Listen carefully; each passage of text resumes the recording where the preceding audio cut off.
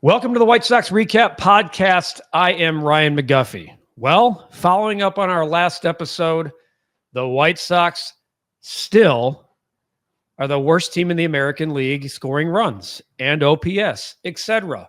However, Chase Meidroth is here. Edgar Quero is here. But what can they do to change the White Sox offensive narrative? Because quite frankly, it's been downright offensive. We hone in on the guys who might be the real problem of this lineup, the meat of the order, so to speak. The Catman, David Kaplan, joins me on this edition of the White Sox Recap Podcast, and it's brought to you by our new proud partners of the Illinois Tollway and the If Only campaign. Drivers need to do their part too to keep everyone safe. The lives of the Illinois Tollway customers, maintenance workers, help truck drivers, and construction contractors depend on it. We are proud to welcome the Illinois Tollway to the White Sox Recap Podcast, and it starts right now.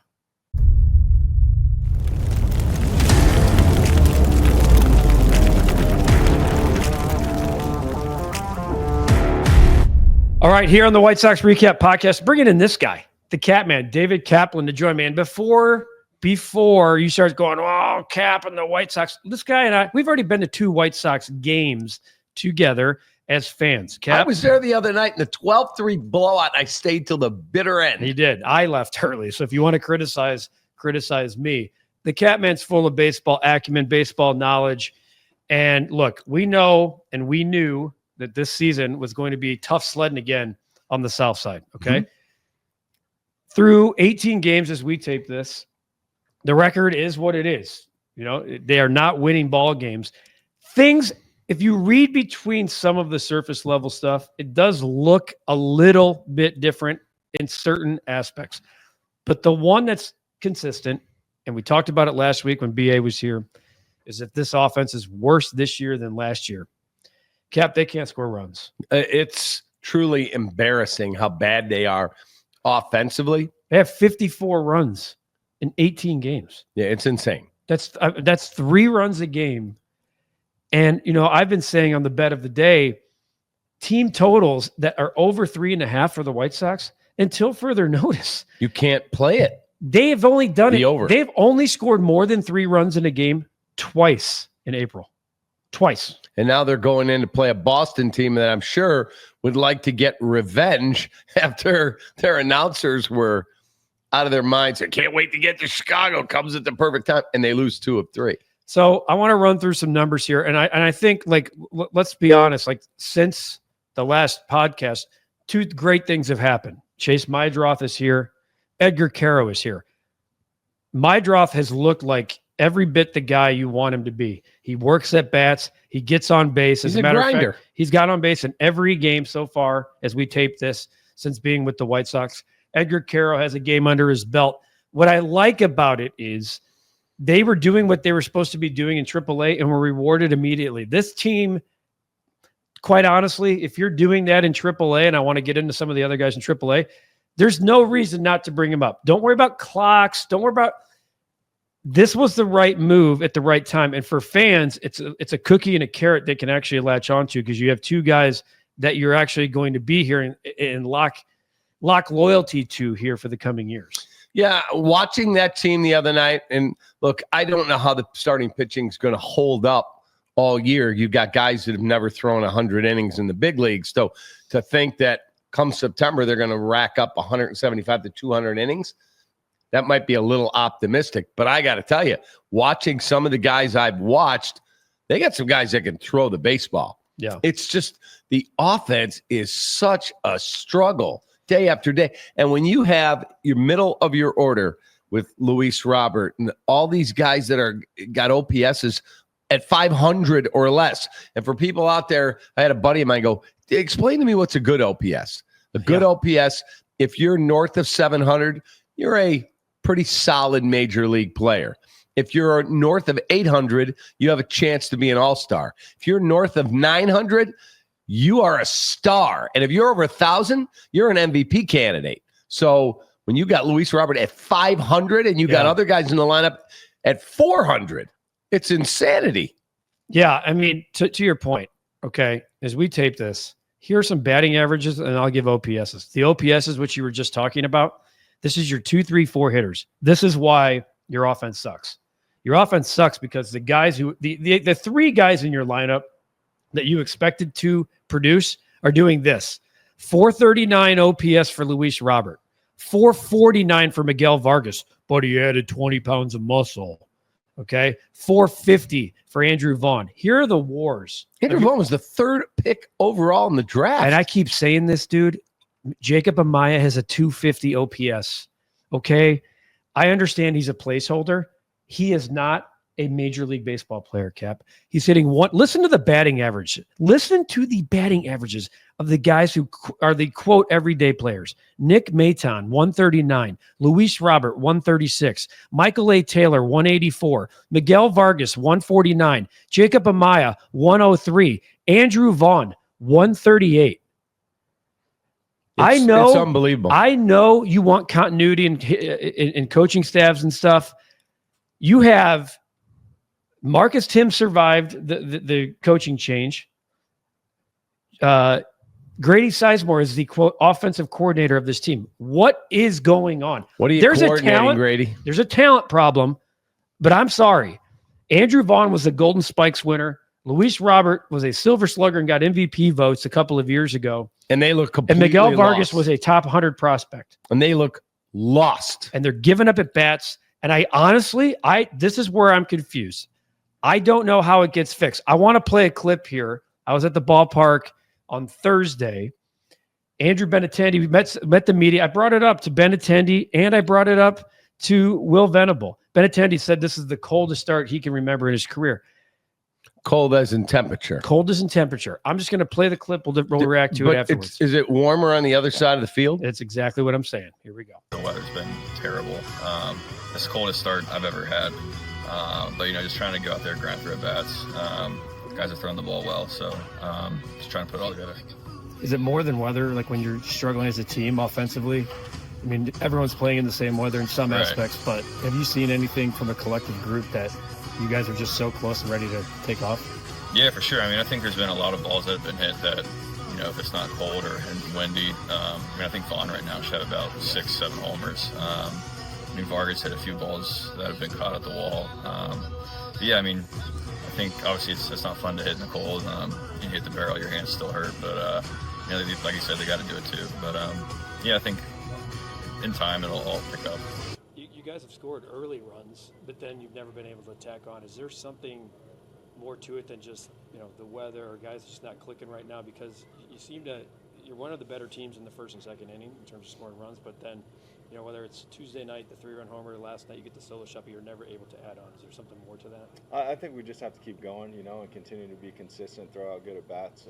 These guys are working the right way. They're doing their homework. We just have to continue to push and swing at good pitches. And, I think the more we do that, we're going to string some things together and score some runs. Okay. All right. So I love the follow-up question by whoever the intrepid reporter was to Andrew Benintendi. This guy. When he said, coldest start, and you said, yeah, both teams have to play in it. Both teams have to play in it. The A's just came to town, and they're hitting home. They're scoring 12 runs, 8 runs. Balls are flying all over the ballpark. So Andrew Vaughn should have 6 home runs. Miguel Vargas hit a couple balls to the warning track. The last I look, none of those. He doesn't have 6 home runs. Miguel Vargas can't hit a lick. He's playing a decent third base.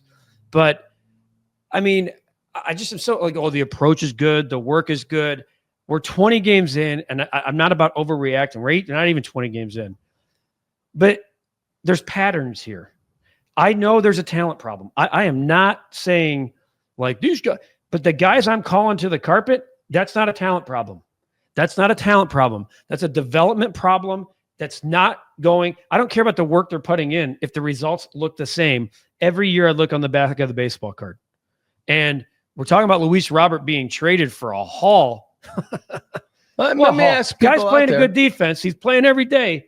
But come on, man. Let me ask people out there. And if you ever want to send a question in, at Ryan McGuffey, at the Catman. We'll answer questions on any podcast, any show that we do.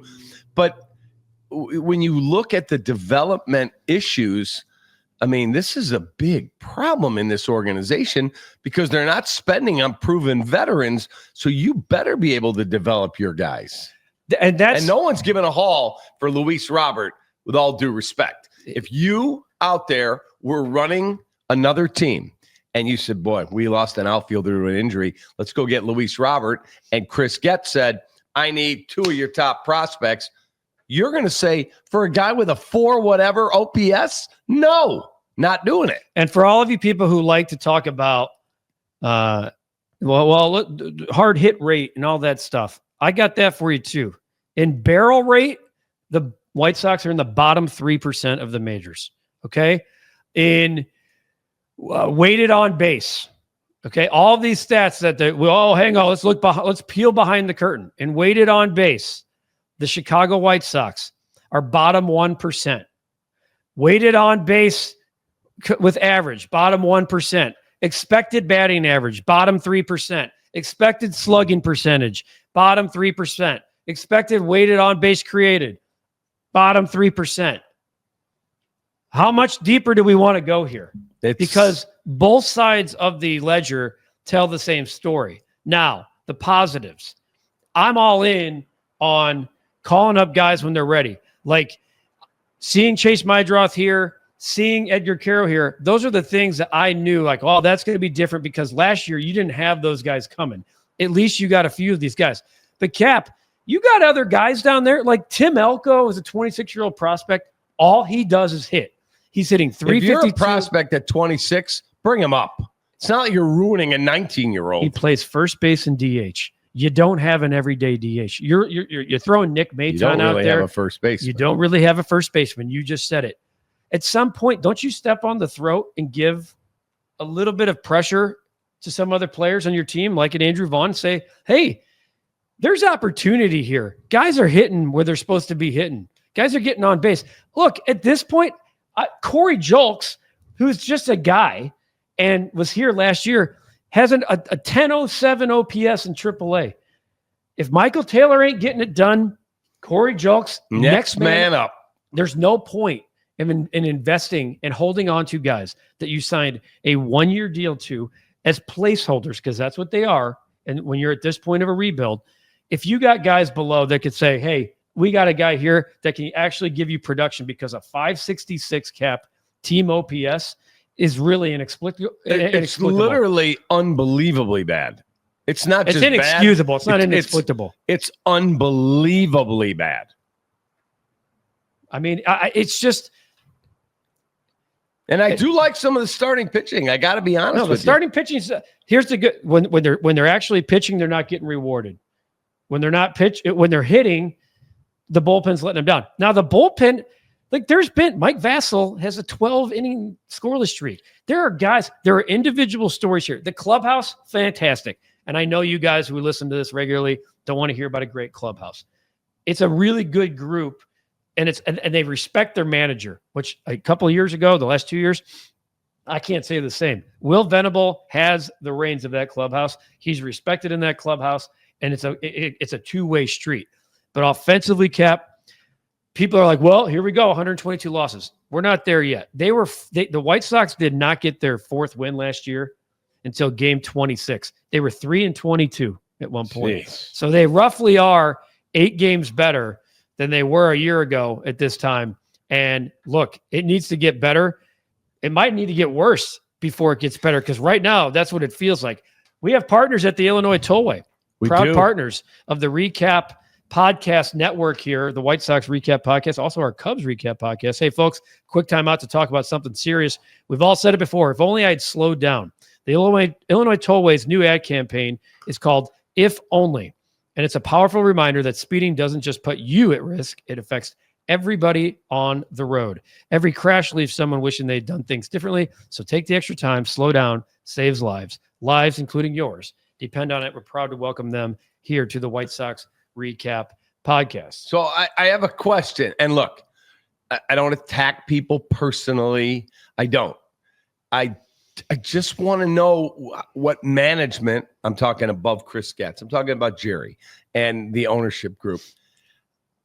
How do you look yourself in the mirror and go, yeah, we're good with this again?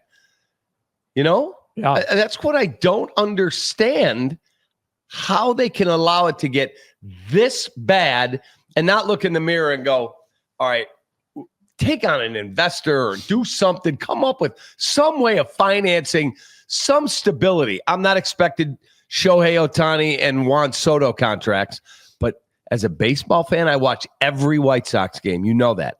Every game. That's why you're on here. And that was not a lot of fun last year. All of you the same thing. But we have our recaps. We have the podcast. I watch every game. How do you look in the mirror and go, well, we're just trying to get this thing rebuilt? And rebuilt. It's a train wreck. I'm with, and that's why I think we've seen signs with the call-ups of Chase, with the call-ups of Edgar Carroll. And you heard me ask Will Venable, like, why is there this inability? We were at the game on Tuesday.